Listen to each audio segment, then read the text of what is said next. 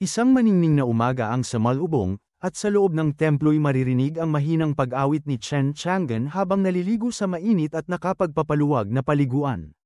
Sa labas naman, abala si Ling Bao'er sa lutuan, marahang pinapaspas ang apoy upang maluto ng tama ang nilagang karne ng dambuhalang tigre. Katabi niya, marahang sumasayaw sa hangin ang buntot aso't gabi na tila may sariling buhay. Mabilis kumulo ang tubig sa palayok, at kumalat ang nakabibighaning samyo ng karne. Kumislap ang mga mata ni Ling Bao'er habang napalunok. Foxy, ang karne ng demonyong tigre ay napakayaman sa lasa. Ang bangoy parang galing sa langit. Bahagyang tumango si Foxy, worry ba ay naiintindihan siya.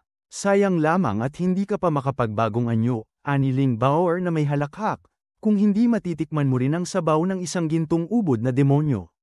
Ngunit bago pa siya tuluyang madala ng kasiyahan, isang malamig na tinig ang dumagundong. Ling Bao'er, anong ginagawa mo rito?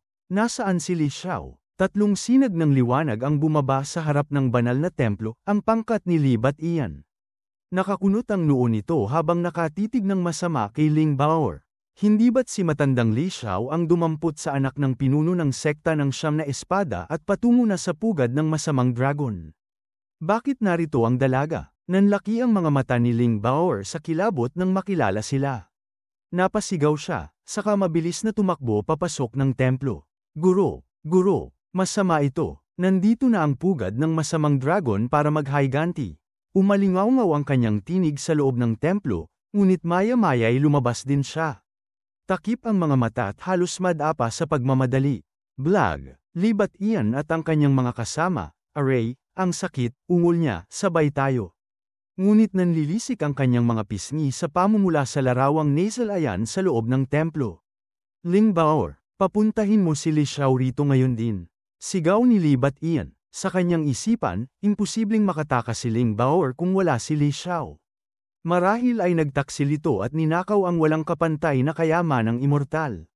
Hindi siya tumugon. Kilala niya si Li Batian, pinuno ng pugad ng masamang dragon, kapantay ng kanyang sariling ama sa larangan ng kultibasyon. Ngunit gaano man siya kalakas, hindi niya matatalo si Guro. Guro, naririyan ka ba? Dumating na ang pugad ng masamang dragon para maghayganti. Sigaw niya muli, nabahala si Li Batian. Ibig bang sabihin, hindi si Li Xiao ang nasa templo? Lumapit pa siya kasama ang dalawa niyang matatanda. Lalong kabado si Ling Bao'er, halos manginig sa takot. Guro, lumabas na kayo. Atakihin na nila tayo. Ngunit bago pa man sila makalapit, dumating naman ang pangkat ni Qiu Chento. Ramdam niya agad ang kakaibang sigla sa paligid ng templo, ang luntiang kagubatan at ang banal na puno ng igos na naglalagos ng walang kapantay na espiritual na lakas. Hindi ko akalaing may ganitong hiwaga sa bundok ng lumilipad na immortal. Napakurap si Qiu Chento nang mapansin ang buntot aso't gabi na kumikilos ng tila buhay. Ang halamang espiritual, nagkaroon ng kamalayan. Bulalas niya, nagtago ang foxtail sa likod ni Ling Bao'er. Nanginginig sa matitinding aura, ngunit nagningges ang mga mata ni Qiu Chento. Kung ang halamang ito ay nagkamalay, ang lupang ito'y tiyak na ikalimang baitang o higit pa. Kukunin ng sekta ng bungot multo ang bundok na ito. Sumabog ang lakas ni Li Batian, puno ng pagnanasa at dugo. Qiu Chento, akin ang lugar na ito. Umalis ka. Hindi nagpatalo si Qiu Chento. Ibinulalas din ang kanyang kapangyarihan. Li Batian, hindi mo ito karapatang angkinin. Handa na sanang magtagisan ng dalawang pangkat. Nang isang malamig at malinaw na tinig ang dumagundong mula sa templo.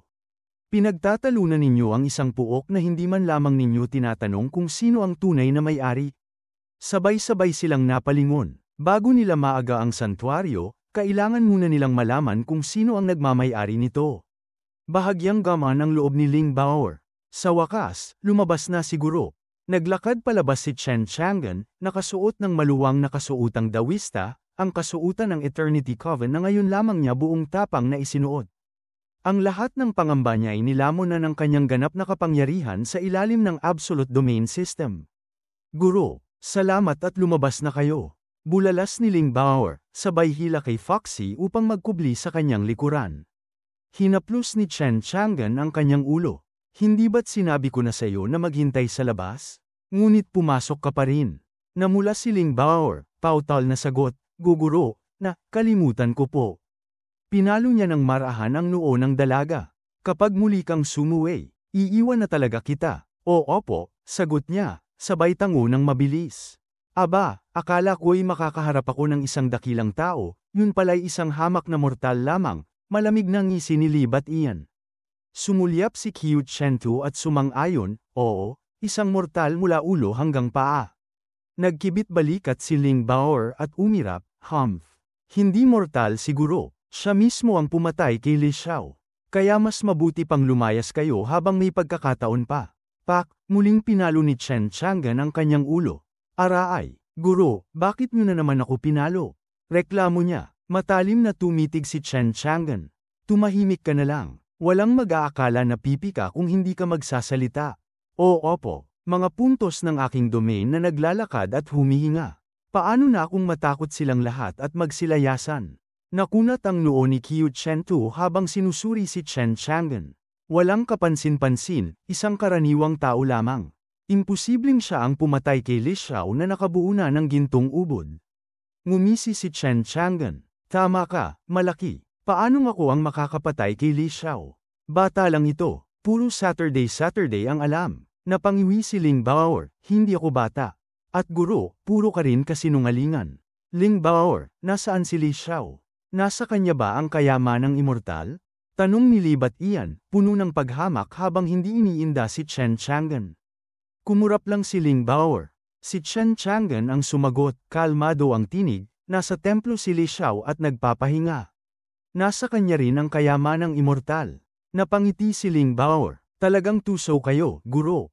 Gayong pataba na sa mga halaman ang bangkay ni Li Xiao. Humalakhak si Libat iyan, hindi man lamang naisip na niloloko siya. Magaling, ginawa ni Li Xiao ang dapat niyang gawin. Napasimangot si Qiu Chentu, kasumpa-sumpa, huli ako. Nagmalaki pa si Libat iyan, Qiu Chentu, mas mabuti pang bumalik ka na sa iyong sekta ng bungut-multo. Kami na ang papasok sa templo. Ha ha ha, ikinumpas niya ang kamay at sumunod ang kanyang dalawang matatanda. Pinagmasdan sila ni Chen Chang'an, nakapako ang tingin sa pangkat ni Qiu Chentu na nasa labas pa ng saklaw ng kanyang absolute domain. Hindi ba't ang sadya ninyo'y ang kayamanang immortal? Tahimik lamang si Qiu Chentu, ngunit sa loob niya'y nag-aalab ang pagkadismaya. 4 na gintong ubod ang nasa panig ng pugad ng masamang dragon, samantalang 3 lamang ang sa kanila, ang iba'y nasa yugto pa ng pundasyon. Imposibleng maaga pa ang kayamanan kapag napasa kamay ni Libat iyan. Hindi ako pwedeng umatras ngayon. Sayang, naisip ni Chen Chang'an. Kung nakapasok lamang ang Ghost Skull Sect sa aking absolute domain, agad ko silang makukulong. Sumigaw si Qiu Chentu, desperado, kunin ang kayamanang immortal kahit ano pa ang mangyari. Pumutok ang kanilang espiritual na lakas. Bumuo ng maitim na hangin habang sinalakay nila ang templo. Ngumisi si Chen Chang'an, nahulog sila sa bitag, ganap na nahulog. Guro, anong bitag? Inosenteng tanong ni Ling Bao'er. Iyan, hindi ba't sila mismo ang kumagat? Tugon ni Chen Chang'an, ngunit hindi naman naintindihan ng dalaga ang kasabihan. Nang makapasok na sa absolute domain sina Libat iyan at Qiu Chentu. Nakahinga ng maluwag si Chen Chang'an. Lumapit siya sa lutuan, inamoy ang kumukulong nilaga at napalunok. Bao'er, natural na kusiniro ka talaga. Napatawa si Ling Bao'er, kumapit sa kanyang braso at nagpakiyot, syempre, guro. Araw-araw ko kayong paglulutuan. Napairap si Chen Chang'an sa sobrang lamang ng dalaga. Ano na naman ang binabalak mo sa pagpapakiyot na yan? Guro, dahil kayo ang pinakamagaling, baka pwede niyo pong ipaghiganti ang inyong masipag na alagad. Sa alaala ni Ling Bao'er, bumalik ang sakit ng kahapon, ang pagkamatay ng lahat ng kanyang mga kasamahan sa sekta ng 9 na espada sa kamay ni Li Xiao. Siya lamang ang nakaligtas, at ngayon, nalaman niyang si Libat iyan mismo ang nag-utos. Gusto niyang gumanti, ngunit wala siyang sapat na lakas. Ang tanging pag-asa niya ay si Chen Chang'an. Ang paghihiganti ay ikaw mismo ang dapat magsakatuparan, malamig na sabi ng guro. NNGH. Napaurong si Ling Bao'er. Guro, ang mga yon ay mga eksperto sa gintong ubod. Aabutin ako ng kung ilang taon bago ko magawa yon. Samantala, nakapasok na sina Libat iyan at Qiu Chentu sa templo, nagngingit-ngit at nanginginig ang bawat hibla ng dugo sa kanilang katawan. Naghanap sila, ngunit walang bakas ni Li Xiao ni ng kayamanang immortal. Napagtanto nila, niloko sila ng isang mortal. Isang mortal na naglakas loob na pagtawanan kami? Dudurugin ko ang kanyang leeg at gagawin kong arinola ang kanyang bungo. Bulalas ni Li Batian sa isip. Pinilit namang kumalma ni Qiu Chento. Kung wala pa kay Li Batian ang kayamanan, may pag-asa pa siyang maagayon. Umigting ang titig ni Li Batian kay Chen Chang'an. Hamakin ka, niloko mo ako? Dudurugin kita at gagawin kong palikuran ang iyong bungo. Napatili si Ling Bao'er at nagkubli sa likod ng kanyang guro. Ngunit ngumiti lamang si Chen Chang'an at tumingin sa kanya. Bao'er, hindi ba gusto mong maghiganti? Gusto ko, guro, ngunit hindi ko kaya, sagot ng dalaga, halos mangiyak. Ngumisi si Chen Chang'an. Huwag kang masyadong sigurado, o baka naman kinukwestiyon mo ang iyong gwapo at walang pakialam na guro. Napangiwi si Ling Bao'er, guro, ako'y isang hamak na pundasyong tagapagtatag pa lamang. Walang kaso, kung ikaw ay isang pundasyong tagapagtatag, kung gayon sila'y mga walang kwentang tagasubok pa lamang. At kasabay ng kanyang pagpitik ng daliri. Arg! Ang aking kultibasyon, sigaw ni Li Batian. Nang hinari ng dalawa niyang matatandang kasama, bumagsak ang kanilang antas mula gintong ubod hanggang sa hamak na yugto ng pagsusubok. Natulala silang lahat, hindi makapagsalita si Li Batian. Natigilan si Qiu Chento, at halos mabuwal si Ling Bao'er sa pagkabigla. Nang inig si Qiu Chento, ramdam ang malamig na ginaw na gumapang hanggang sa kaibuturan ng kanyang mga buto. Alam niya kung gaano kalakas si Li Batian, isang kultibador sa ika-9 na antas ng gintong ubod, itinuturing na pinakamakapangyarihan sa buong lalawigan ng multo.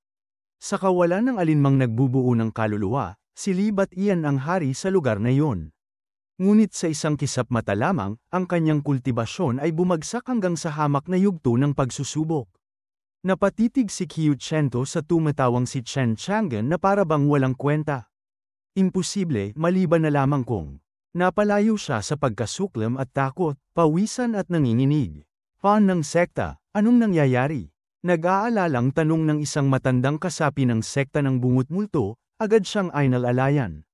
Imposible, bulong ni Qiu Chento, halos hindi makahinga. Kung hindi siya mortal, iisa lamang ang makakagawa ng ganitong bagay, isang tunay na nagbubuo ng kaluluwa. Napakunot ang noo niya. Sa isang payak na bundok tulad ng lumilipad na immortal, may natatagong isang nilalang sa antas ng kaluluwa. At nais ko pa sanang agawin ang kanyang santuaryo, handa pala akong magpatiwakal. Alam niyang tapos na si Li Batian. Si Li Batian na may namumula ang mga mata sa puot, halos mabaliw. Anong ginawa mo sa akin? Hindi ba't malinaw? Malamig na tugon ni Chen Chang'an. Pagdakay lumingon siya kay Ling Bao'er at ngumiti. Bao'er, ngayoy nasa yugto ng pagsusubok na lamang ang kanilang lakas. Kung tunay kang may tapang, oras na upang maghiganti. Napahalakhak si Ling Bao'er. Hay, guro, kamangha-mangha kayo, mas mahina pa sila kaysa sa akin ngayon. Kung hindi ko pa sila mapapatay, mas mabuti pang ako na lang ang magbigti. Mula sa kanyang palad ay sumiklab ang liwanag, ang banal na immortal na espada ay lumitaw. Nagtitibay ang kanyang paningin, mariing itinutok ang espada kay Li Batian. Li Batian, pinuksa ng iyong pugad ng masamang dragon ang aking mga kasamahan sa sekta ng 9 na espada. Ngayon, papanagutin kitang lahat sa kanilang pagkamatay. Umismed si Li Batian, niyang iyong amay hindi ako kayang patayin. Bilang pinuno ng pugad ng masamang dragon, dala niya ang iba't ibang mahikang kagamitan. Kahit pinabagsak ang kanyang kultibasyon, naniniwala siyang walang saysay ang atake ng isang hamak na pundasyong tagapagtatag. Ngunit hindi nag-atubili si Ling Bao'er. Mariin niyang iwiniwasiwas ang espada, handang wakasan ang lahat. Huwag kang magpumilit, bata. Wala kang maitutulot kundi kahihiyan, panunuya ni Li Batian, sabay paglitaw ng gintong liwanag na bamalat sa kanyang katawan, isang baluti ng gininto ang kaliskis, ika-4 na antas ng kagamitan, kayang tiisin ang 3 buong atake mula sa pinakamalakas na gintong ubod. Sa kanyang paningin, hindi kayang hiwain ng dalaga ang kahit isang buhok niya. Ngunit nang bumagsak ang banal na immortal na espada, WHSSHHK, sumabog ang kapangyarihan nito tulad ng rumaragasang ilog. Sa isang iglap, winasak ng espada ang baluti at biniyak sa gitna ang katawan ni Li Batian. Namuti ang kanyang mukha. Ang baluti ko. Hindi na niya natapos ang kanyang salita. Nahulog ang kanyang katawan, hati sa dalawa, habang nagtilamsikan ang dugo sa lahat ng dako. Nabahira ng dugo ang dalawang matatanda ng pugad ng masamang dragon na ngayon natigilan sa matinding takot. Ni si Qiu Chentoy hindi makagalaw. Ang kanyang paningin ay nakatuon sa espada, dama ang malamig na puwersa ng kapangyarihang immortal na sumisirit mula rito. Alam niyang kahit ang pinakamatibay na espada ay walang magagawa sa isang ika-4 na antas na baluti, lalo pa sa katawan ni Li Batian na isa ring buhay na kayamanang mahika. Ngunit sa harap ng banal na immortal na espada, lahat ng iyon ay parang papel na pinilas. Ito ba ang kayamanang immortal na hinahanap namin? Ngunit agad niyang pinigilan ang kanyang pagnanasa. Kung si Li Batian, na mas malakas kaysa sa kanya, ay napuksa sa isang iglap, ano pa ang kanyang laban? Ang pagtatangkang agawin ito'y tiyak na kamatayan. Si Ling Baoer mismo'y hindi makapaniwala. Hiniling niyang maghayganti, ngunit hindi niya akalaing sa isang hiwa lamang ay matutupad ang kanyang pangarap. Ngunit hindi pa siya tapos. Nanlilisik ang kanyang mga mata habang itinutok ang espada sa dalawang matandang elder ng pugad ng masamang dragon. Kahit sila'y mga gintong ubod dati, ngayoy mahihinang taga-subok na lamang. Kung si Li Batian mismo'y di nakaligtas, paano pa sila? Pamatla ang dalawa sa titig ng dalaga, saka nagtatakbong parang mga duwag. Wala kayong takas. Mariing hinabol sila ni Ling Baoer. At sa sumunod na saglit, umalingaw-ngaw sa katahimikan ng langit ang kanilang mga hiyaw, bago tuluyang hamati ang kanilang mga katawan sa kapangyarihan ng banal na immortal na espada. Ang alagad ng host ay nakapatay ng 3 Golden Core Cultivators, nakakuha ng 1,500 domain points. Sandaling iniunat ni Chen Chang'an ang kanyang isipan at ibinuhos ang lahat ng puntos sa Absolute Domain, pinalawak ito ng 15 metro. Master, anong gagawin natin sa Ghost Skull Sect? Tanong ni Ling Baoer, habang nakatingin kay Chen Chang'an. Katatapos lang niyang makapaghiganti matapos patayin ang 3 Golden Core Cultivators. Wala siyang mapigil na galit, lalo pat dati-rati ay malayong mas malakas ang mga ito kaysa sa kanya. Ngayon, dama niya ang matinding tuwa at tagumpay. Kung wala si Master, hindi ko ito magagawa. Doon at doon na rin, nagpasya si Ling Baoer na alagaan ang kanyang guro sa abot ng kanyang makakaya. Lulutuin niya ang pinakamasarap na pagkain upang masakliyan ang lahat ng kabutihan nito. Sa pagkamatay pa lamang ni Li Xiao kagabi, ang Evil Dragon Den ay nawalan ng 4 na Golden Core Cultivators. Lalo silang nanghina, at sa oras na kumalat ang balita, tiyak na dudurugin at sasalakayin sila ng ibang mga sekta. Nang marinig ni Qiu Chentu at ng kanyang mga kasamahan ang sinabi ni Ling Baoer, hindi nila napigilan ang pagkahapis at pagkuyom ng kanilang mga mukha. Nakatitig si Chen Chang'an sa kanila ng matalim. Napayuko sila at halos manginig sa bigat ng kanyang tingin. Tanging isang nascent soul cultivator lamang ang makakayang pumihil sa isang golden core. At ngayon, nakasalalay ang kanilang buhay sa kagustuhan ng lalaking ito. Nanginginig, takot at puno ng pagsisisi si Qiu Chentu. Kung alam lang niya na may ganitong halimaw na naninirahan sa Soaring Immortal Mountain. Kailanman ay hindi niya susuungin ang lugar na ito. Ma'am, lumuhad kayo at humingi ng tawad sa senior. Mabilis na utos ni Qiu Chentu sa kanyang mga elder, saka sila pinilit na lumuhad. Senior, kami mga mangmang na umapak sa inyong tahanan. Ipagpaumanhin ninyo kami at pagkalooban ng habag. Isang leader ng sekta, ang mataas at makapangyarihang si Qiu Chentu, ngayoy nakaluhod at nanginginig sa harap ni Chen Chang'an. Kung malaman ng iba ang nangyaring ito, tiyak na magiging malaking balita. Ngunit batid ni Qiu Chentu ang kalikasan ng mga nascent soul cultivators, sila'y pabago-bago at lubhang kasindak-sindak. Kahit ang pagluhod, maliit lamang ang pag-asang makaligtas. Tumakas. Imposible. Ganito na lang ba kababa ang aking pagkatao? Ang pagsusumamo ng Ghost Skull Sect ay bahagyang ikinagulat ni Chen Chang'an.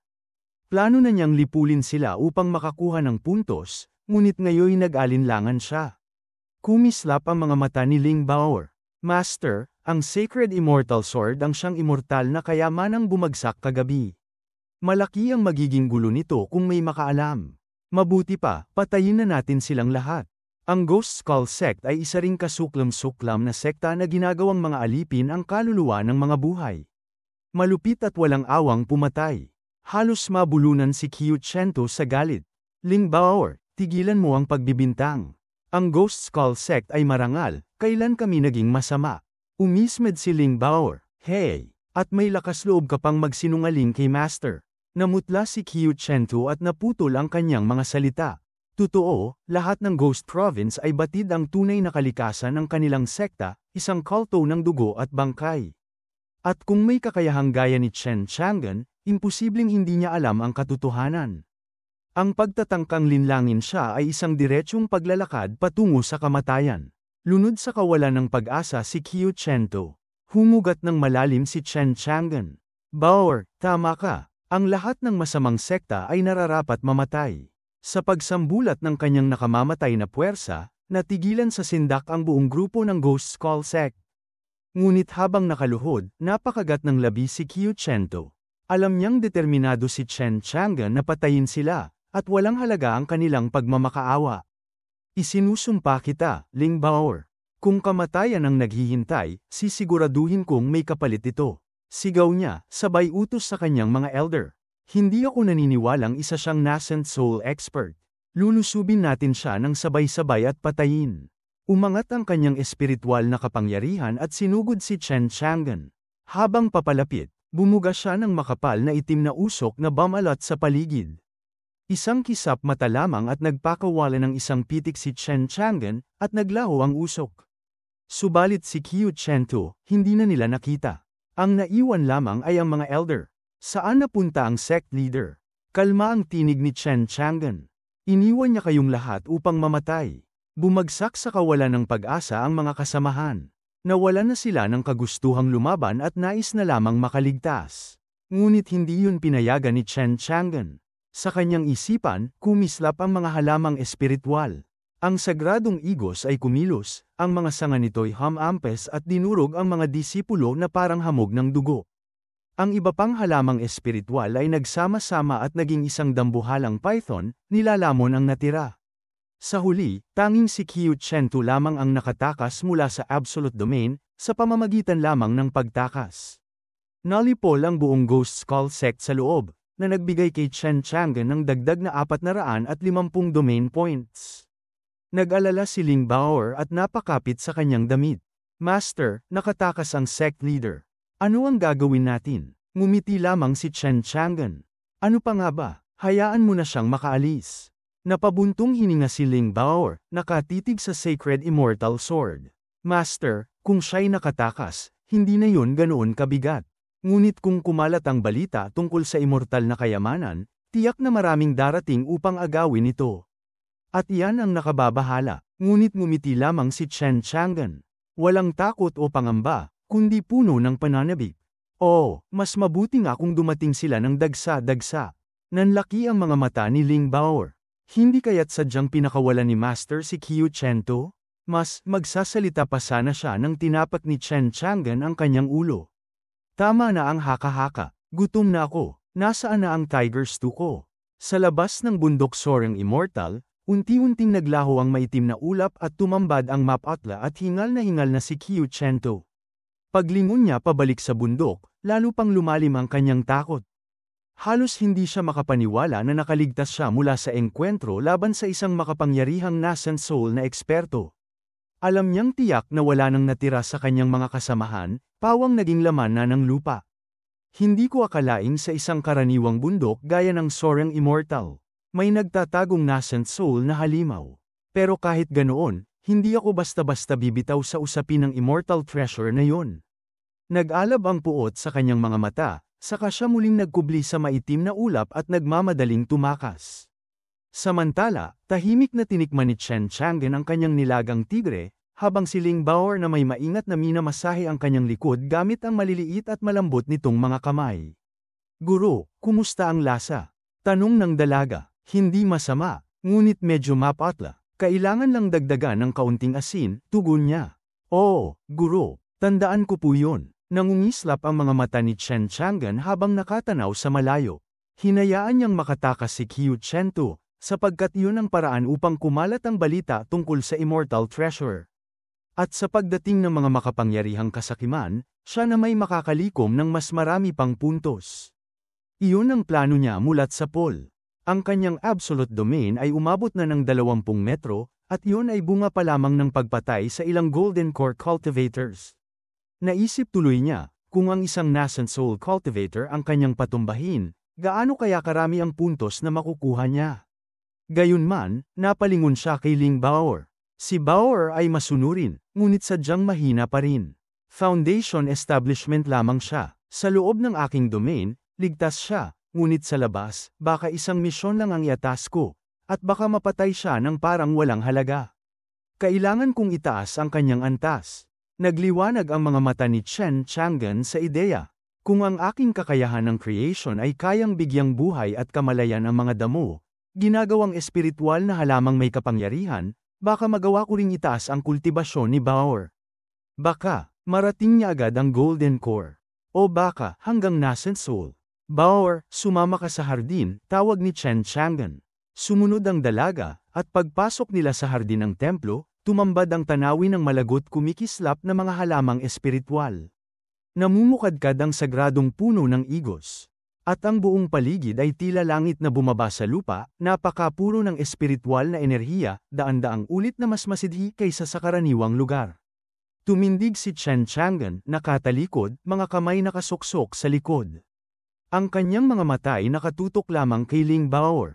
Napaiwas ng tingin ng dalaga sa matalim niyang titig. Guro, ano po yun? Lumapit si Chen Chang'an, ipinatong ang kanyang palad sa ulo ni Baoer, at pinakawalan ang kapangyarihan ng creation. Mula sa kanyang kamay, kumislap ang gintong liwanag na yamakap sa buong katawan ng dalaga. Baoer, ano ang nararamdaman mo? Kakaiba po, guro, parang mainit at napaka-komportable, tugon ng dalaga habang kumukurap. Wala nang iba, wala na po. Hindi ba talaga nito kayang itaas ang kultibasyon?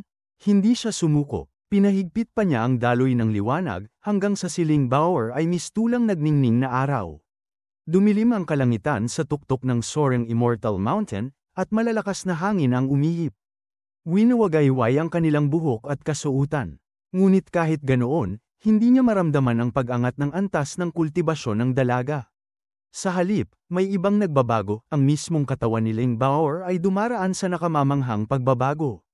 Alam ni Chen Chang'an na may siyam na antas ng talento. At kahit siya mismo, sa kabila ng tinatawag na eternal body, ay hindi umabot kahit sa pinakamababang baitang, kaya't itinakda na hindi makapagsasanay kailanman. Ngunit ngayon, habang tumataas ang talento ng kanyang alagad, natural lamang natataas din ang kanyang kakayahan sa kultibasyon. Ang hinaharap ng pagiging isang Golden Core cultivator, tila napakalapit na lamang. Guro, ang sakit, kagatlabi si Ling Baoer, halos punit ang tinig. Ang pagtaas ng talento ay hindi pala ganun ka-simple. Sa bawat sandali, ang laman at mga ugat ng dalaga ay waring pinupunit. At kung hindi niya makakaya, buhay ang magiging kapalit. Lalong tumilim ang titig ni Chen Chang'an. Hindi maaaring mapatay ko ang sarili kong alagad dahil lamang sa pagkakamali. Baoer, mariin niyang sabi, pinalalakas ko ang iyong talento. Binibigyan kita ng pagkakataong isilang muli bilang isang walang kapantay na henyo. Kailangan mong kayanin. Guro, ang sakit, napakasakit, halos mapasigaw ang dalaga, habang luhay dumadaloy sa kanyang mga mata. Nanlamig ang tinig ni Chen Chang'an. Kung nais mong mabuhay, magtiis ka. Ang kaunting sakit ay wala sa hinaharap na naghihintay sa iyo. Nanginginig si Ling Baoer, umiiyak, nagmamakaawa. Guro, ayokong mamatay. Kung gayon, tumindig ka. Sapagkat ang sakit na ito'y daan patungo sa iyong muling kapanganakan. Nagdilim ang kalangitan habang nagtitipon ng makakapal na ulap, animoy pinipiga ang hangin mula sa paligid. Gosh! Isang nakakasilaw na kidlat ang bumagsak, gumapang sa himpapawid, at sinunog ang lahat ng kanyang nadampiin. Ang nakapanlulumong lakas nito ay yumanig sa kaluluwa ng lahat ng nilalang na saksi. Sa mga bundok ng Myriad Mountains, lahat ng halimaw at demonyo ay napalingon patungo sa soaring Immortal Mountain. Hindi pa nga natatapos ang pagkagimbal nila sa suntok kagabi na nagpabagsak ng isang kayamanang immortal. Heto't muli na namang nagbabadya ang isang nakamamatay na tribulasyon ng kidlat. Ano nga ba ang sampat misteryo na bumabalot sa bundok na yon? Guro, titiisin ko ang lahat ng sakit na ito. Sa maliit na hardin ng templong immortal, Mapatla si Ling Baor habang pilit na nilalabanan ang matinding kirot na dulot ng pagbabago sa kanyang talento. Pinaliligiran siya ng gintong liwanag. Bata pa siya, hindi pa nasisilayan ang ganda ng mundo, at alam niyang napakahaba pa ng kanyang buhay na hindi niya hahayaang matapos sa sandaling iyon. Mula sa kawalan, isang kidlat ang bumagsak ngunit pagdating sa absolute domain ni Chen Chang'an, ito'y agad na naglahong parang abo. Sa nasasakupan ng kanyang kapangyarihan, walang kidlat na makapananakit kay Ling Baor. Unti-unting humupa ang kanyang paghinga, at ang kanyang katawan ay kumikislap sa gitna ng malaking pagbabagong dumadaloy sa kanyang buong pagkatao. Dahan-daang inalis ni Chen Chang'an ang kamay sa ulo ng kanyang alaga at umatras, sabik na malaman kung gaano kalaki ang naidulot ng creation sa pagtaas ng talento ni Ling Baor. Gosh! Sunod-sunod ang pagbagsak ng mga kidlat, tila ba hinahamon ng langit ang pagbabago. Hindi matanggap ng kalikasan ang pagtaas ni Ling Baor, nais nitong puksain siya hanggang sa huling bakas. Ang bawat bagsak ng kidlat ay may kakayahang lumuri ng lupa, magdurog ng bundok, at lipulin ang lahat ng may buhay. Sa ganitong tanawin, nanginginig ang mga halimaw sa Myriad Mountains. At mula sa kailaliman ng mga bundok, tatlong nakapanghihilakbot na aura ng mga demonyo ang nagising at mabilis na tumungo sa soaring Immortal Mountain. Makalipas ang isang oras, tatlong makapangyarihang nilalang ang lumitaw malapit sa bundok. Ang una, isang dambuhalang lalaki, matipuno at walang pang-itaas, may mahabang pulang buhok at malalaking sungay. Ang kanyang demonyong presensya ay nakapanghihina ng loob. Mariin siyang nakatingin sa bundok. Isang tribulasyon ng kidlat ang bumabagsak dito. Ang kayamanang immortal ba kagabi ang dahilan nito? Ngumisi ang pangalawa, payat at may mga matang tulad ng ahas. Tubaye, kung naroon nga ang kayamanang immortal. Sige, kunin mo na. Umungol si Tubaye, HMPH. Kahit nasa ikatlong antas ako ng nascent soul, ramdam ko ang kamatayan mula sa tribulasyong ito. Ang pumunta roon ay isa lamang kamikaze na paglalakbay. Ang panghuli ay isang babae na nakasuot ng pulang damit, labis na nakabibighani. Mahahaba at makikinis ang kanyang mga hita, ang kanyang buhok ay umaagos hanggang baywang, at may pares ng tainga ng lobo sa kanyang ulo. Sa bawat kislap ng kanyang mapulang buntot, tila ba nahuhulog ang lahat sa kanyang alindog. Ngumiti siya, Shizini, ibig mo bang sabihin na si Tubaye lamang ang may nais sa kayamanang yun? Kayong dalaway mga haring demonyo ng Myriad Mountains, ngunit nanginginig lamang sa isang simpleng tribulasyon ng kidlat. Bakit hindi kayo magsama at agawin yon? Nagngisi si Shizini, Hong Yi, isa ka ring haring demonyo. Kung tayong tatlo'y magsama, magiging napakadali lamang agawin ang kayamanang yon. Tumawa ng banayad si Hong Yi. Shizini, narito lamang ako upang manood. Wala akong interes sa kahit anong kayamanang immortal. Napairap si Shizini, alam niyang kasinungalingan yon. Biglang napalalim ang ekspresyon ni Tubaye. Umatras tayo, bilis. Agad silang umatras ng 2 milya, at mula roon nasalayan nila ang bundok na binalot ng isang dambuhalang unos ng kidlat.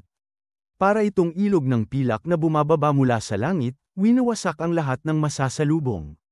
Kahit sila, na pawang makapangyarihan, ay nangagatol sa takot. Anong klaseng tribulasyon ng kidlat ito? Bulong ni Shizini, nanginginig ang boses. Tahimik at seryoso sina Tubaye at Hong Yi. Alam nilang kahit gaano sila kalakas, tiyak na mamamatay sila kung malulubog sa ganoong unos. At inaasahan nilang tuluyan ng mabubura ang bundok. Ngunit sa halip, isang figure ang kanilang namataan. Ano yun? Tanong ni Shizini. Isang tao, sagot ni Hong Yi. Nagliliwanag ito na tila araw, hindi man lang natitinag ng walang humpay na kidlat. Ang bawat bagsak ng kidlat ay para lamang malambot na ihip ng hangin, waring naglilinis at nagpapalakas sa katawan niya. Niyang bundok ay hindi man lang nag-iba, matatag pa rin itong nakatindig. Maya-maya, unti-unting naglaho ang tribulasyon. Naghiwa-hiwalay ang may itim na ulap, para bang walang nangyaring trahedya. Isang babae, bulalas ni Tubaye, nagliliwanag ang mga mata sa pagkagulat. Hindi niya akalaing isang batang babae ang makakayanan ng ganoong nakamamatay na tribulasyon. Siya ba ang kayamanang immortal na nagkatawang tao? Nawala na ang tribulasyon. Halina, puntahan natin. Nagmistulang mga sinag ng liwanag ang tatlong demonyo at lumusab patungo sa soaring Immortal Mountain. Matapos kumagit ng malaki si Chen Chang'an sa hita ng tigre, tinignan niya ng may pagtataka si Ling Bao'er.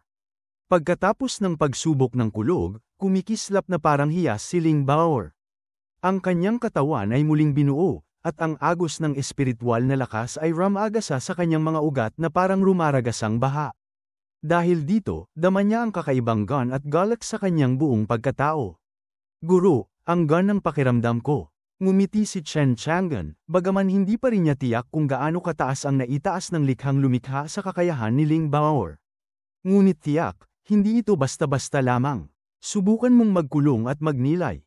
Tumango si Ling Bao'er at naupo nang nakatiklop ang mga paa. Bigla siyang naging tila isang malalim na bangin na humihigop sa lahat ng espiritual na enerhiya sa paligid. Dahil sa pambihirang talento at sa banal na kapaligirang kinaroroonan nila, dumaan siya sa isang mabilis na pagbabagong anyo. Ang kanyang kultibasyon ay umakyat ng tuloy-tuloy, hanggang sa huminto ito sa ikatlong antas ng Golden Core. Sa isang upuan lamang, tinalon niya ang 5 baitang at lumampas pa hanggang sa antas ng Golden Core. Walang pader, walang balakid, parang kasing dali lang ng pagkain. Namangha si Ling Bao'er, ako'y nasa Golden Core na. Sa kanilang 9-sword sect, ang Golden Core ay antas na sapat na upang maging elder. Ang kanyang ama, si Ling Qingshan, ay nasa rurok ng Golden Core. At 6 na baitang na lamang ang agwat ko upang maabutin, o baka malampasan pa siya. Mabilis na napuno ng tuwa ang kanyang puso. Tunay ngang kamangha-mangha ang aking guro. Sa tulong niya, parang napakadali ng kultibasyon. Ito ba ang kapangyarihan ng isang nascent soul na dalubhasa? O baka higit pa? Habang naglalaro ang mga haka sa isipan ng dalaga, si Chen Chang'an na may nakamasid, at tuwang-tuwa sa kanyang nakikitang pagsulong. Bawat hakbang ni Ling Bao'er tungo sa ikatlong antas ng Golden Core ay nagbigay sa kanya ng daan-daang puntos ng domain. Ito ba ay isang anak ng langit? Ang kanyang pagsulong ay tila kasing inhawa ng paghinga. Napangiti siya, sapagkat sa isang banda, siya ang naghubog ng ganoong makapangyarihang disipulo. Subalit hindi niya maiwasang mapabuntong hininga, ang kapangyarihan ng likhang lumikha ay hindi niya magamit sa kanyang sarili. Guro, kamangha-mangha ka. Masayang tumalon si Ling Bao'er at yamakap sa kanya. Nilamas ni Chen Chang'an ang kanyang buhok at ngumiti. Ganyan dapat ang disipulo ko. Kumikinang ang mga mata ng dalaga. Ibig sabihin ba, nakapasa na ako sa iyong pagsubok? Bahagyang kumibit balikat si Chen Chang'an. Ano pa nga ba ang dahilan ng pagpapalakas ko sa iyo? Bao'er, anong baitang na ba ang iyong talento? Umiling ang dalaga. Guro, dati ika-4 na baitang lamang. Ngayon, hindi ko na masukat kung gaano na ito kataas. Basta dama ko na napakagaan ng lahat. Sa kanyang puso, sigurado siyang nasa ika-9 o kahit ika-8 baitang na ang kanyang talento. Lalong tumibay ang kanyang pasasalamat at paghanga sa kanyang guro. Bao'er, magsikap ka pa. Bagaman isa ka ng anak ng langit, huwag kang magpalalo. Lagi at laging may higit na mas magaling kaysa sa atin. Dapat mong ibaba ang ulo at maging mapagkumbaba. Hindi ko po ito malilimutan, guro. Mainam. Kaya magpatuloy ka, at sikapin mong maabot ang nascent soul stage. Ibinato ni Chen Chang'an sa kanya ang mga singsing na imbakan ni Li Xiao at ng iba pa. Naroon ang mga bagay na makakatulong sa iyong kultibasyon. Iyon na lahat ito para sa akin. Napanganga si Ling Bao'er. Ang mga singsing na yun ay pagmamay-ari ng mga Golden Core Elders ng Evil Dragon Den. Pati na ng kanilang pinuno. Tiyak na pan ang mga iyon ng kayamanan at yamang espiritual, halos katumbas ng kalahati ng yaman ng 9-sword sect. At ngayoy ipinagkaloob lamang sa kanya ng ganoon kadali. Kunin mo na, wika ni Chen Chang'an. Wala rin naman akong pakinabang sa mga iyon. Sa loob ng absolute domain, siya'y isang Diyos, ganap at walang kapantay. Kahit gaano pa karaming yaman at espiritual na bato ang nasa kanyang tabi, walang saysay para sa kanya. Kaya mas mabuting ipagamit lahat kay Ling Bao'er, upang maabot nito ang pinakamataas na tugatog. Ngayon, ang tanging hinahangad niya ay masilayan ang kanyang disipulo na makarating sa nascent soul stage, at ang sandamakmak na puntos na may hahatid nito sa kanya. At doon, bumuo si Chen Chang'an ng isang munting mithiin. Hindi ko pa kayang palawakin ang absolute domain sa buong 9-province continent, ngunit kahit man lang sa kabuuan ng Soaring Immortal Mountain, iyon ay dapat kong makamtan. Pumasok si Chen Chang'an sa templo at ipinagpatuloy ang pagkagat-kagat sa hita ng tigre. Ang karne ay napakasarap, malambot, mabango, makatas ngunit hindi mamantika, at may tamang pagkapakapit sa ngipin, tunay na sangkap para sa isang handang pangmaharlika. Samantala, nakasandal sa pader ang buntot aso't ibong damo na kayuko. Napansin ito ni Chen Chang'an at natawa. Foxy, anong problema? Nagnanais na ring maging tulad ng tao? Umindayog ang buntot, saka itinuro si Ling Bao'er, worry ba'y sinasabi? Boss, gusto ko rin ng talento. Muling natawa si Chen Chang'an. Kagabi lang ay nagkamalay na ito, ngayon naman ay naghahangad ng talento. Aba, ambisyoso rin pala. Noong isang araw lamang, isa itong karaniwang damo. Aabutin pa ng mga siglo, marahil ng libu-libong taon, bago ito magising ng kusa kung hindi siya nakialam. Itinuro niya ito at nagbuhos ng gintong liwanag sa foxtail. Nais niyang malaman kung makakakuha rin ba siya ng mga domain point kapag pinataas niya ang kakayahan ng foxtail at pinayagan itong magsanay. Kung sakali, wala siyang tutol na gawin din ito sa lahat ng halamang naroon, maging sa banal na igos. Binalot ng gintong liwanag ang buntot, tila isang koka na unti-unting sumisipsip dito, dahilan upang ito'y makatulog at magbagong likas. Hinayaan na lang ito ni Chen Chang'an at muling nagtuon sa mas mahalagang bagay, ang pagkain. Samantala, si Ling Bao'er ay tahimik na nagsasanay sa hardin. Mayroon ding sariling maliit na layunin si Chen Chang'an, habang si Ling Bao'er na may buong pusong nakatuon sa pag-abot ng antas ng nascent soul. Iyon ang nais ni Master. Hindi ko siya maaaring biguin.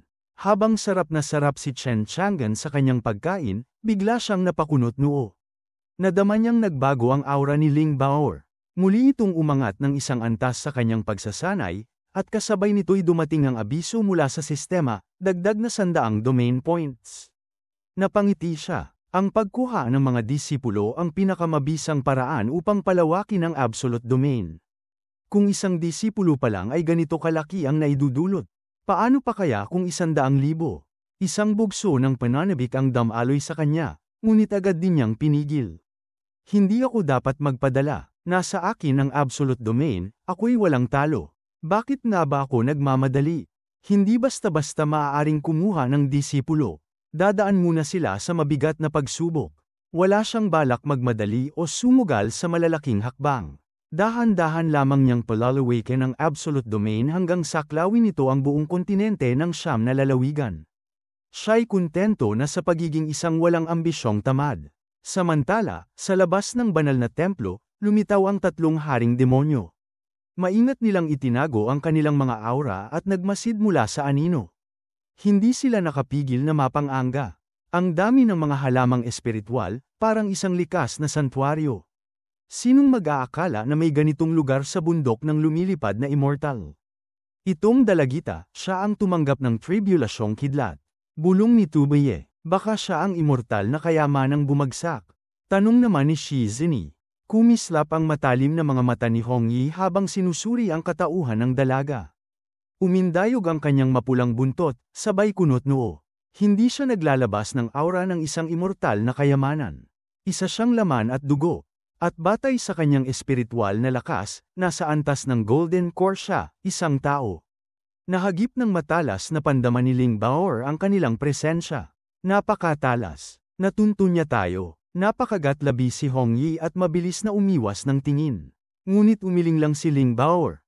Parang may nakamasid sa akin, o baka guni-guni ko lang. Tumindig ang mata ni Hong Yi, nagliliyab. Hindi siya immortal na kayamanan. Tinuntun ko ang kanyang kalikasan, hindi lamang siya nasa antas ng Golden Core, kundi isa ring napakatalinong piniling anak ng langit. Mariing pahayag niya, kung gayon, hindi ko naaagawin ang immortal na kayamanan. Pero ang dalaga, akin siya. Human Hill si Tubaye, isang dalagang dalisay, malinis ang katawan. At nakaligtas pa sa ganoong tribulasyon ng kidlat. Isa siyang natatanging pinili kahit sa Serene at Ghost Provinces. Paano mo siya basta aangkinin? Gusto ko rin siyang maging disipulo. Sa'yo na ang immortal na kayamanan. Umismed si Hong Yi. At ano naman ang maituturo ng isang mangmang na baka? Puro pagpapalakas ng katawan, ayaw mong aminin, pero ang sining ng makalangit na lobo ang pinakatugma sa kanya. Ngunit hindi na nakipagtalo si Shi Zini. Sa halip, bigla siyang tumalon papasok ng hardin ng templo. Shi Zini, hayop kang ahas. Sigaw ni na Hongyi at Tubaye. Sabay sugod upang pigilan siya. Alam nilang hindi sila maaaring magpabeya. Ang ganitong uri ng anak ng langit, kung aalagaan at huhubugin ng tama, ay magiging kapangyarihang hindi matatawaran. Higit pa siya sa anumang immortal na kayamanan. Hindi nila maaaring hayaang maaga ito ni Shizini. Nagharang sina Tubaye at Hongyi bago pa siya makalapit. Shizini, malakas ang loob mo. Sanggal ni Hongyi. Ngumisi ang isa, nagpalabas ng kanyang dila. Ano ngayon? Wala nang halaga ang dangal kapag nakuha ko na ang dalaga. Gumuhit ang malalim na tinig ni Tubaye. Hindi ko kayang maniwala na pipili siya ng isang ahas bilang guro. Hoy, Tubaye, python ako, hindi ordinaryong ahas. At ikaw, isa ka lang toro. Si Hongyi na may isang soro. Taman, ang soro, dito ay maaari ring mga hulugang tuso.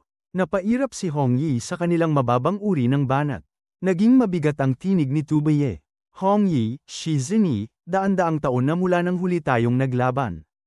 Ano sa palagay ninyo? Isang patas na tunggalian, ang pinakamalakas sa atin ang siyang kukuha sa dalaga bilang disipulo. Tumayo silang tatlo, nakatitig sa isa't isa. Handa ako, wika ni Hongyi. Gayon din ako, dagdag ni Shizini. At ako man, matatag na sagot ni Tubaye. At nagsimula ang patas na laban. Hindi na itinago ni na Hongyi, Shizini, at Tubaye ang kanilang nakasisindak na mga aura. Ramdam agad ito ni Ling Baor habang siya'y nagkukultiba. Paglingon niya, bumungad ang tatlong hari ng demonyo, nakalutang sa himpapawid at nagbabanggaan ang kanilang matitinding presensya. Sa tindi ng kanilang mga alon ng lakas, nagbaluktot ang hangin sa paligid. Mga demonyo, sigaw ni Ling Baor. Sa isang dagandong, lumitaw ang mga sungay ni Tubaye at bigla siyang nag-anyong dambuhalang demonyong toro. Para siyang bundok na itim, at buong lakas na sumugod kina Hongyi at Shizini. Ngunit hindi nagpakita ng takot ang dalawa. Kumislap si Shizini ng gintong liwanag bago nag-anyong mahabang gintong sawa. Samantala, kumislap ang mapanuksong mga mata ni Hongyi at nagliliyab sa pula habang nagbanyuhay sa isang siyam na buntot na robang lobo. Tatlong hari ng demonyo, pawang nasa yugto ng nascent soul, nagpakawala ng kapangyarihang yumanig sa buong kabundukan. Samantala, sa loob ng templong immortal, abala pa rin si Chen Chang'an sa masarap na hita ng tigre. Nang lumindol ang lupa, nagmamadali siyang lumabas at muntik nang mabitawan ang kanyang kinakain nang makita ang tatlong dambuhalang halimaw na naglalaban. Diyos ko, mga demonyo sila. Isang demonyong toro, isang demonyong sawa, at isang demonyong lobo, tatlong halimaw na kasing laki ng mga bahay, sabay-sabay sa harap ng templo. Hindi pa kailanman nasaksihan ni Chen Chang'an ang ganoong uri ng nilalang, kaya't hindi niya naiwasang mapamangha. Guro, tatlong demonyo ang biglang lumitaw sa bundok. Takot na tumakbo si Ling Baor sa tabi niya. Kahit nasa antas na siya ng Golden Core, nanginginig pa rin siya sa tindi ng kapangyarihang ibinubuga ng tatlong nilalang. Alam niyang wala pa siyang kakayahang lumaban sa kanila. Subalit pinanatili ni Chen Chang'an ang tuwid na mukha at malamig na tinig. Huwag kang mabahala, tatlong hamak na demonyo lamang yan. Opo, kahit nagwawala ang tatlo, itinuring lamang ni Chen Chang'an na wala silang saysay. Sa puso ni Ling Baor, lalo pang tumaas ang tingin niya sa kanyang guro. Para sa kanya, higit pa ito sa isang immortal, isa itong Diyos na walang makakatalo. Sa tabi niya, naramdaman niyang ligtas siya at naglaho ang kanyang takot. Napansin naman niyang may mantsa pa ng mantika ang labi ni Chen Chang'an mula sa kanyang pagkain. Dahan-dahan siyang tumayo sa dulo ng mga daliri upang abutin at panasan iyon. Aray, ang imahe ko, naisip ni Chen Chang'an, ngunit hindi rin niya napigil ang mapangiti sa pagkalinga ng kanyang alagad. Napakabata pa ni Baor, ngunit maalalahanin na. Marunong magluto, marunong mag-alaga, pinakamainam na alagad na maaaring hilingin ng isang guro. Guro, ano po ba ang ginagawa nila? Tanong ni Ling Baor. Walang interes na sagot ni Chen Chang'an, sino ang nakaalam? Basta't huwag tayong madamay, wala tayong pakialam. At kung madamay po tayo, edi magkakaroon ng sabaw ng sawa, hot pot na baka, at inihaw na lobo sa hapag. Nilinis ni Chen Chang'an ang labi at napalunok. Namilog ang mga mata ni Ling Baor. Guro, alam ko kung paano gumawa ng sabaw ng sawa at inihaw na lobo. Pero ano po ang beef hot pot? Ang beef hot pot, isang mainit, maanghang, at mabangong putahe.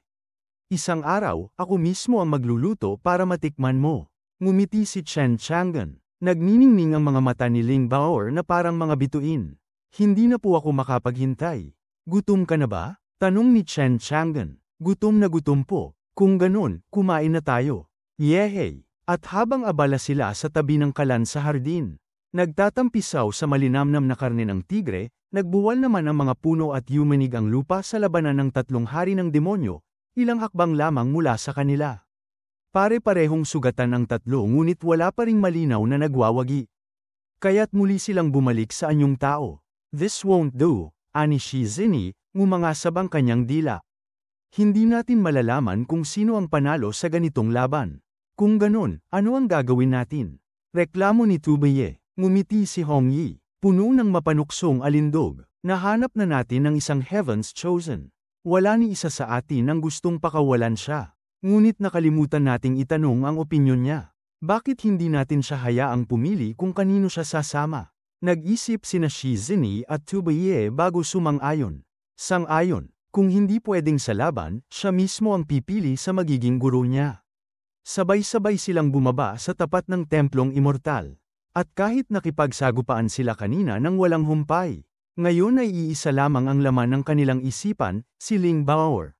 Ganap nilang binaliwala ang presensya ni Chen Chang'an dahil wala silang nadamang kahit anong aura mula sa kanya. Para bang isang karaniwang mortal lamang siya. Ngunit sa halip na matakot o magtago, mas pinili ni Chen Chang'an at Ling Bao'er na kumain ng malinamnam na karne ng tigre sa gitna ng hardin. Napanganga ang tatlong hari ng demonyo sa tanawin. Maser, dumating na po ang mga eman, bulong ni Ling Bao'er. Puno ang bibig ng karne. Payapa namang lumunok si Chen Chang'an. Narito rin ba sila para sa immortal na kayamanan? Agad na umangat mula sa tatlo si Hong Yi, at doon napatitig si Chen Chang'an. Grabe, anong uri ng babaeng ganito kap ang akit, mapang-akit, mahuhumaling ka, at lubos na nakabibighani. Tatlong hari ng demonyo ang nakatayo sa labas ng Immortal Temple, nakakunot noong pinagmamasdan sina Ling Bao'er at Chen Chang'an na abala sa masarap nilang pagkain. Hindi ba sila natatakot sa mga hari ng demonyo? Ngumisi si Hong Yi, nakakatuwang mga nilalang. Habang hinahagod ni Chen Chang'an ang kanyang busog na tiyan at dahan-daang bumelch sa kasiyahan, nagtanong siya, ano naman kaya ang nagdala sa inyong tatlo sa munting tahanan kong ito? Pinagmasdan naman ni Ling Bao'er ang tatlo ng may pag-aalinlangan. Sa tindi ng kanilang espiritual na lakas, imposible na mga Golden Core Demons lamang sila.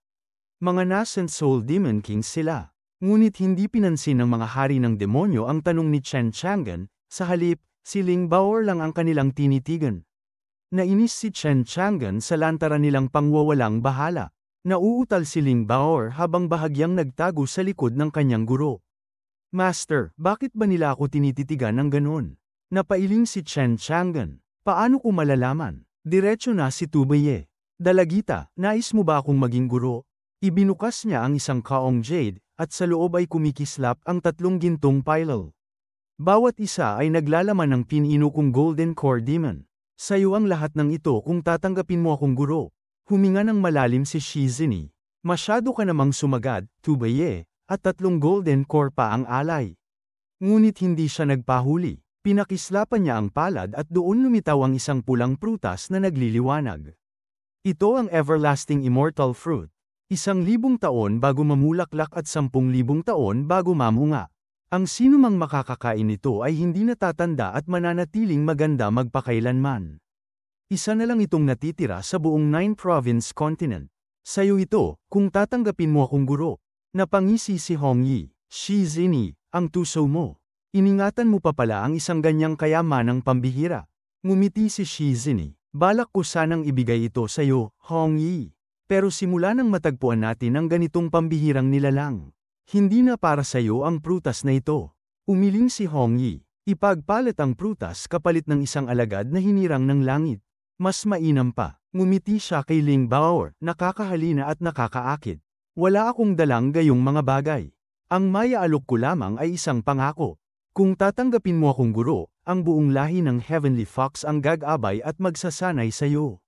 Sa iyong talento, ang maging isang immortal ay hindi na pangarap lamang.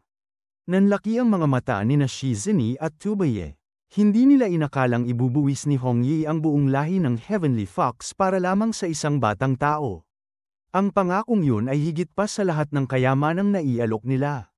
Ngumiti si Hong Yi, nagliliwanag ang kagandahan at kumpiyansa.